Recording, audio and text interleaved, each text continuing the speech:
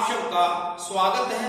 आज के video lecture में हम शुरू करने जा रहे हैं use of has, have, had.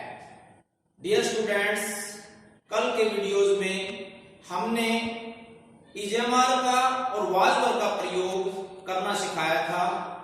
आज मैं उम्मीद रखता हूं कि आज की वीडियो भी पहले की तरह आपको बिल्कुल पसंद आएगी, अच्छे से समझ में आएगी। आओ ज्यादा समय व्यतीत किए बिना लेट अस स्टार्ट। सबसे पहले मैं हैज, हैव, हैड का अर्थ बता देना चाहूंगा।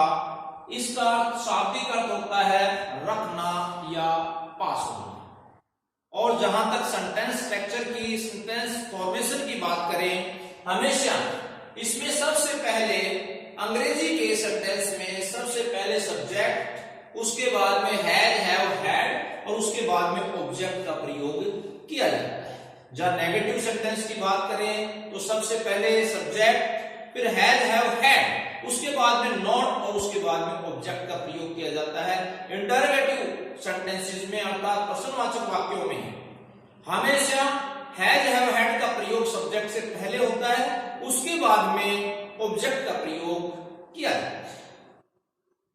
अब एक एक करके मैं आपको बता देना चाहूंगा।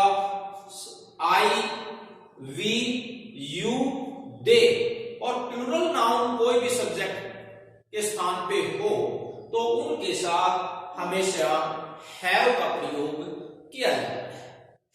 ही, सी, इट सिंगुलर नाउन के साथ हमेशा हैज का प्रयोग किया जाता है। और इन सब के साथ चाहे सब्जेक्ट के स्थान पर किसी भी प्रकार का प्रोनाउंस सिंगुलर या प्लूरल का प्रयोग हो, सबके साथ हैड का प्रयोग किया जाता है।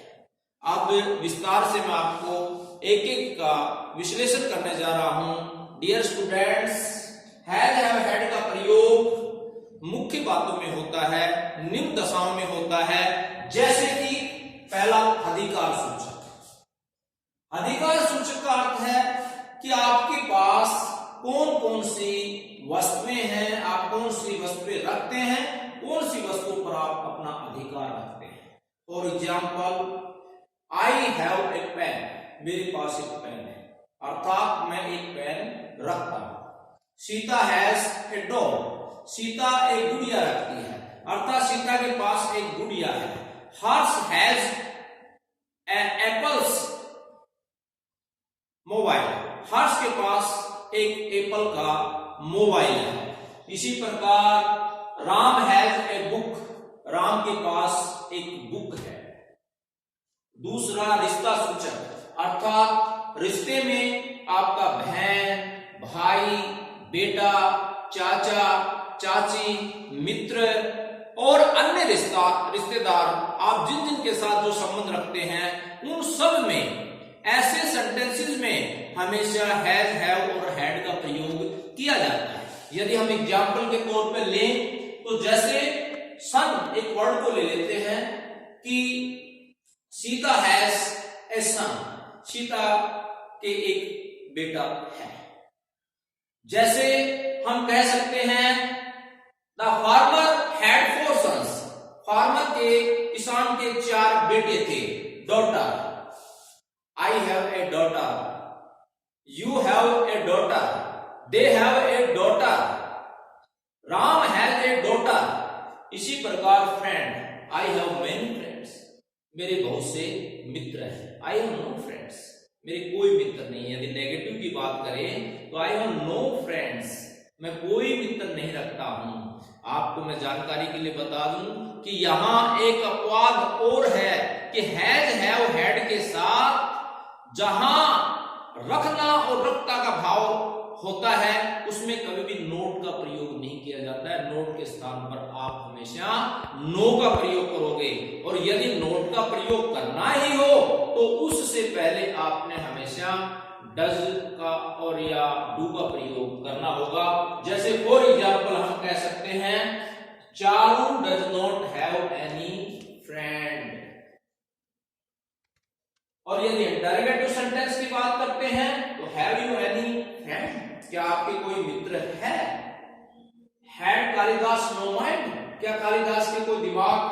नहीं था। इस प्रकार का एग्जाम्पल हम अनेकों अनेकों ले सकते हैं। अगला है अंग सूचक, अर्थात किसी भी पशु, किसी भी व्यक्ति के जितने भी अंग होते हैं, जितने बॉडी ऑफ पार्ट्स होते हैं, वो उन सब के लिए भी हैज हैव हैड का प्रयोग किया जाता है। जैसे द काउ हैज 2 ears, गाय के 2 कान होते हैं। The elephant has long tail, हाथी की लंबी पूंछ होती है।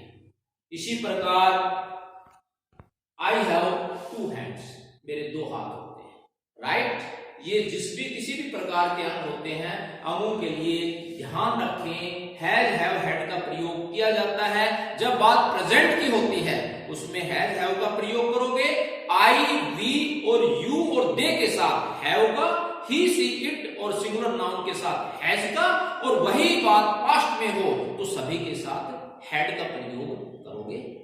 मैं उम्मीद रखता हूं कि मेरे द्वारा बताई गई ये सारी बातें आपको अच्छे से समझ में आ रही होंगी। धन्यवाद। इसी के साथ हम विचार सूचक बातें करते हैं। विचार सूचक का अर्थ होता है कि आप किस प्रकार के विचार रखते हैं, किस प्रकार की सूचनाएं, इंफॉर्मेशन रखते हैं, उन सब के लिए भी हैज हैव हैड का प्रयोग किया जाता है। जैसे I have information of it, this girl has many virtues. तो ये थे आज के वीडियो में use of has have had का प्रयोग करना सिखाया गया है। मैं उम्मीद रखता हूं कि आप सभी डियर स्टूडेंट्स को ये वीडियो अच्छी लगी। यदि वीडियो अच्छी लगी तो आप लाइक करना ना भूलें, और यदि आप इनका विस्तार से अध्ययन करना चाहते हैं और ज्यादा उदाहरण देखना चाहते हैं और ज्यादा एग्जाम्पल्स के साथ प्रयोग करना चाहते हैं तो आप एक मेरे द्वारा लिखी गई जूनियर ट्रांसलेशन की बुक है, उसमें से आप सैकड़ों हजारों एग्जाम्पल्स के साथ इसकी प्रैक्टिस कर सकते हैं। इसी उम्मीद के साथ, इसी आशा और विश्वास और भरोसे के साथ आप सभी का बहुत बहुत धन्यवाद। जय हिंद, जय भारत।